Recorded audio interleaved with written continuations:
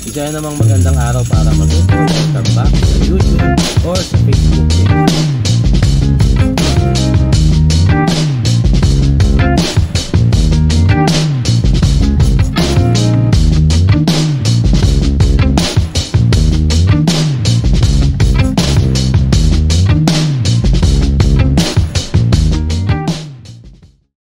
Isa namang magandang araw para matuto.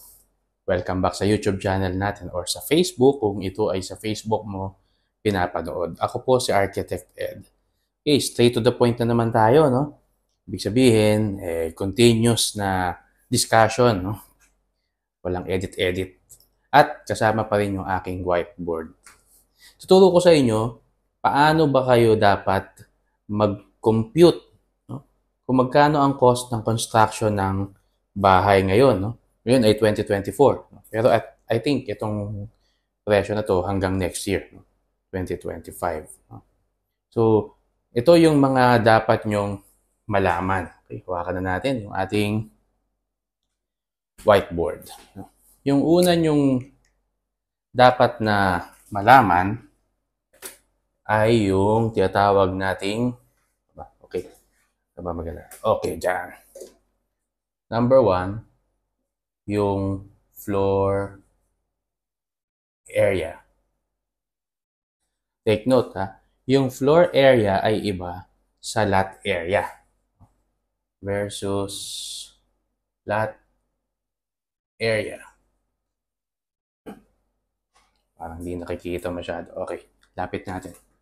Iba yung lot area, iba yung floor area. Kasi, syempre, yung lot, yun yung lote. Sukat ng lote. Example, ito yung lote mo. Ang sukat ng lote mo, let's say ito ay 10 by 15. Para makuha mo yung lot area, i-multiply mo lang yan.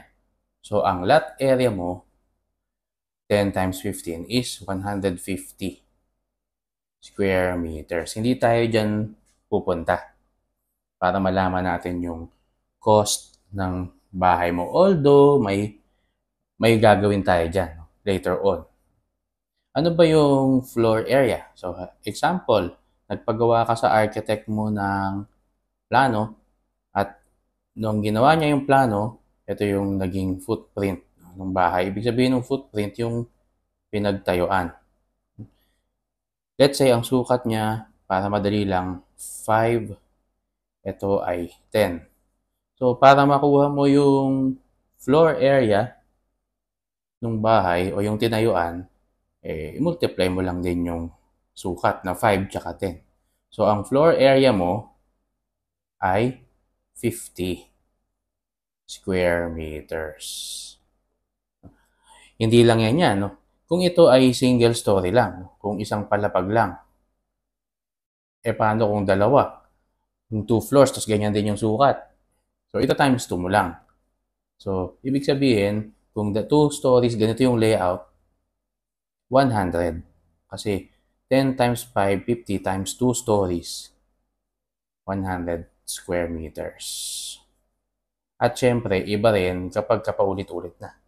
Yung third floor, kung may basement yan. So, kung ilan yung floor, ibig sabihin, yun yung multiplier mo para makuha mo ang total floor area. So, yan yung una. Bakit kailangan natin makuha yung floor area? Kasi, kadalasan, yan yung ginagamit ng mga contractor sa pagpepresyo nila ng construction ng bahay mo. Ang tawag doon ay per square meter floor area. Okay. Ilapit nga natin itong kamerang ito. Okay. Ayan. Mas madali ang buhay. Hey. So, ang tawag doon ay, pupunta tayo sa number 2 point. No? Price per square meter ng floor area. Kaya yung sinasabi ko sa inyo, bakit itong floor area yung kailangan natin? Kasi dyan nagbe-base yung mga contractors sa pagpepresyo nila. So, iba-iba ang presyo ng bahay, depende sa maraming mga parameters at tinitignan. Ano yung mga parameters na yun? Siyempre, yung construction method. Paano ba ang build niyan? Yan ba ay kahoy? Yan ba ay bakal, concrete, o anumang material na ginagamit ngayon? So, yung construction method, isa sa mga parameters. Pangalawa, no, yung site o yung location. Saan ba located yan? Baka malayo sa contractor. Yung contractor, taga QC.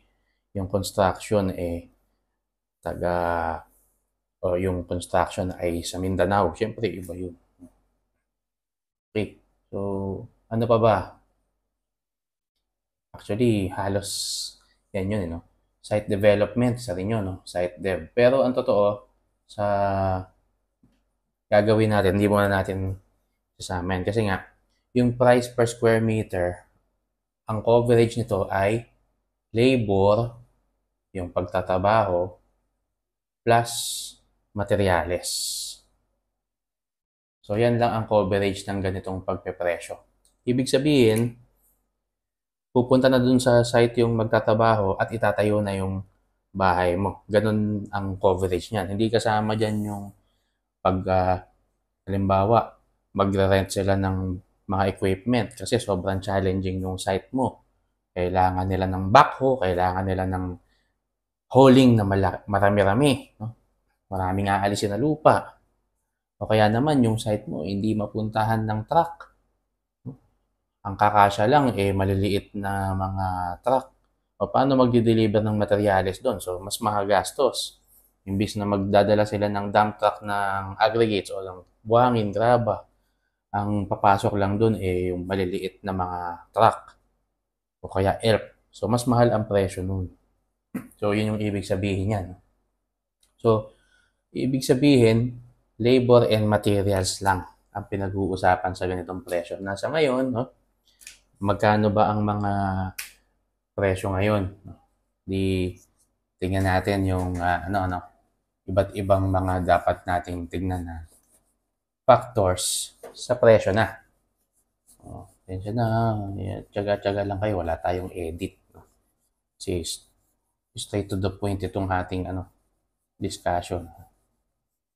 So para hindi idle magsasalita tayo habang nagbubura. Okay. Ano yung mga presyo? Para malaman natin yung mga presyo, malaman din natin ano-ano yung mga kategorya ng iba't ibang pagpepresyo. Ibig sabihin kung ano yung itsura ng bahay mo. Ang tawag doon ay finishes. Yan. So, yung unang finishes, o yung unang finish, tawag nating structural. Structural finish. Ang structural finish, ito yung lang, no? Kung hollow blocks yan, hollow blocks lang.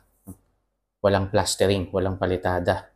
Nakabubong lang, walang mga pinto pa, wala pang mga bintana. Kasi nga, wala pang finishing. Yung pinaka-core lang. Structural core. Yung pader, yung bubong, yung sahig na wala pang tiles, wala pang finish. So sa ngayon, ang ganitong klase ng construction, lang yan, mura lang yan syempre. Baka nga yan ay wala pang 20,000. Less than 20,000 per square meter. Yan ang presyohan yan. So kung yung nakuha mo na yung floor area, halimbawa, ang floor area ng bahay na itatayo mo ay 100 square meters. Tapos ganyan lang ang plano mong itayo. Yung pader lang, bubong, wala lahat. Walang finishes, walang wires, walang plumbing, puro stab outs lang o mga abang lang. So yung 100 square meters na yun, times mo lang sa 20, ilan yun? 2 million. Ayan. So, 2 million kung ganun yung itatayo mo. Check nga natin, baka nagkakamali tayo. Tama naman, kasi 100. 100 square meters times 20,000. 20,000. Siyempre, yung 100, dadagdagan mo ng ilang zero yan. 1, 2, 3, 4.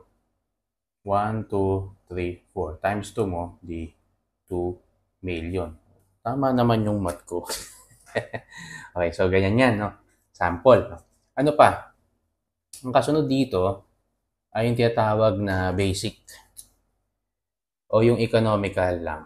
Basic finish lang o yung economical. Ano ba yung economical or economical? Ito yung mga karaniwan na nakikita natin binibenta doon sa mga ano no, mga low economic housing o economical housing.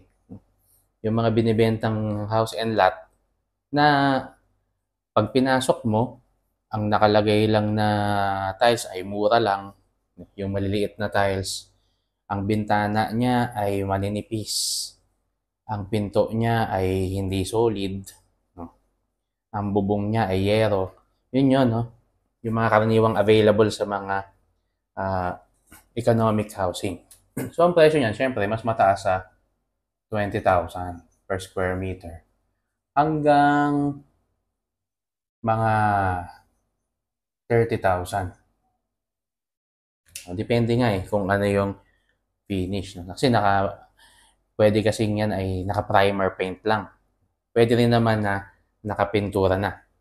Tapos yung range na yan, bakit ganyan yung range? Bakit 20 papuntang 30? Kasi nga, iba ang dynamics ng isang palapag lang compared sa magtatayo ka ng dalawang palapag.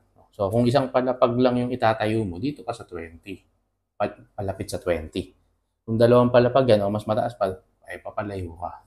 Ganun yan, no? Iba kasi ang gastos ng foundation kapag isang palapag lang versus dalawa hanggang tatlo hanggang ilan man palapag. Siyempre, mas magastos kapag more than single story na. Next, ito na yung tinatawag na standard. Okay. So, kung itong basic ay ano yan, low, standard, yung standard finish, ito naman yung ano na, no? Panoorin nyo tong video ko na to. Meron akong video recently sa YouTube tsaka sa Facebook. Ito, hanapin nyo yan. Yan. So, gumawa kami ng isang standard finish na bahay. So, kung magkano inabot niyan, i-check nyo, no? Panoorin nyo. Yun yung standard finish. So, magkano tong standard finish? Siyempre, ang standard finish, more than 30,000 na yan. More than 30,000.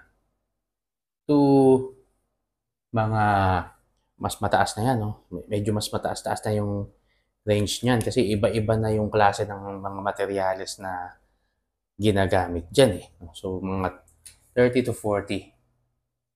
Sa experience ko, yan yun. 30 to 40. Again, kapag ka single story, dito ka sa palapit sa 30. Kapag ka multi-level na siya, papalapit ka naman sa 40,000. No? So, ang kasunod niyan, syempre, yung medyo semi-elegant. Itong semi-elegant, iba na ang nito, ng mga finishes nito. Kung yung standard finish, ito yung mga regular na tiles na 60 by 60. No? Dito sa semi-elegant, lumalaki na yung tiles yan. Baka may 80 by 80 na yan. O kaya 60 by 120 centimeters na tiles. Tapos porcelain na yan. Kung dito sa standard ay ceramic, dito sa semi-elegant, porcelain na yung mga tiles. Kung dito sa standard finish, ang bubong ay yero, dito sa semi-elegant, ano na yan, no? Baka stone-coated na, metal roof. O kaya naman, baka chumi-shingles na yan. Iba na yung mga bintana nito. Kung sa standard finish ay salamin lang na 6mm, baka dito sa semi-elegant ay tempered na. Kung dito sa standard ordinary na 6mm thick ng glass, sa semi-elegant, tempered glass na. Kung dito sa standard aluminum ang frame ng bintana, dito sa semi-elegant, baka UPVC na. So yun, no? Tumataas na yung kalidad. So magkano tong ganito, semi-elegant? Yan ay more than 40, siyempre. More than 40,000 pesos to medyo malayo-layo yung range nito. Pumapasok pa yan ng 60,000. yan ang range niya. Kasi talagang napakarami ng variety ng materyales na pumapasok dyan sa semi-elegant finish. And, syempre, pagkatapos ng semi-elegant, elegant na. Elegant. O yung luxury. Luxury. Syempre, mas mataas na yan sa 60. Pwedeng umabot yan ng hanggang 100,000 pesos per square meter. And, syempre, high-end, infinity na yun. So, yan yung pagpepresyo. So, kapag nagpagawa ka na ng plano sa architect, tapos medyo, syempre, hindi naman palaging rectangular or square lang yung area. Syempre, baka mahirap na i-compute yung floor area. Tanungin mo sa architect, ilang floor area niyan? Ilang square meters ang floor area niyan? Para malaman mo, no? Bago ka kumuha ng contractor, makikita mo ngayon kung magkano ang presyo ng construction. Again, construction. Kasi nga, labor and materials lang to. Tandaan nyo, labor and materials lang yan. Ano ang mga hindi kasama dyan? Siyempre, plus yung tax. Ano pa? Plus yung contingencies. Ano ba yung contingencies? Panoorin nyo yung video ko para makita nyo. May video ako sa YouTube, hanapin nyo sa playlist ko yung OCM or yung Overhead, Contingencies, and Miscellaneous. So, para magkaroon kayo ng general idea, yung contingencies, ito yung mga cost items na hindi mo masusukat. Kaya yung binanggit nga natin kanina eh. Kumbaga, ano yan, no? Nandyan yung cost ng supervision. Paano mo naman masusukat yung cost ng supervision? Di ba? Yung cost ng mobilization, syempre pwede yan. May mga unexpected na mangyayari. No? Yung weather conditions, hindi natin mahuhulaan. No? At iba pang mga delays or possible cause of delays na i-combat ni contractor. Siyempre, pagka kinombat niya yun, iniwasan niya yun, kailangan niya ng cost. May cost yun. So, dito yun. No? At iba pa, no? So, siyempre, hindi pa dyan kasama yung profit ng contractor. Yan. Na kapag sinam up mo lahat yan, ang range niyan, magpa-plus ka ng 20% to, depende. No? So, sa standard, 30%. So, yan yun. Yung tax pa lang ang laki na yan. So, yan ay i-add on. Kapag nakuha mo ito, i-add mo yung 20 to 30% kung kukuha ka ng contractor. Pero kung ikaw lang ang magpapatayo niyan, which is hindi ko nire-recommend kasi ano naman ang alam mo sa construction, baka maloko ka lang ng tao mo. Iniisip mo makakatipid ka, yung pala, ano lang, petiks lang sila kasi arawan. So, yun yung mga dapat mong bantayan kung ikaw lang yung nagpapatayo. Pero kung kukuha ka na ng contractor, at least, alam mo na, wala nang dagdag.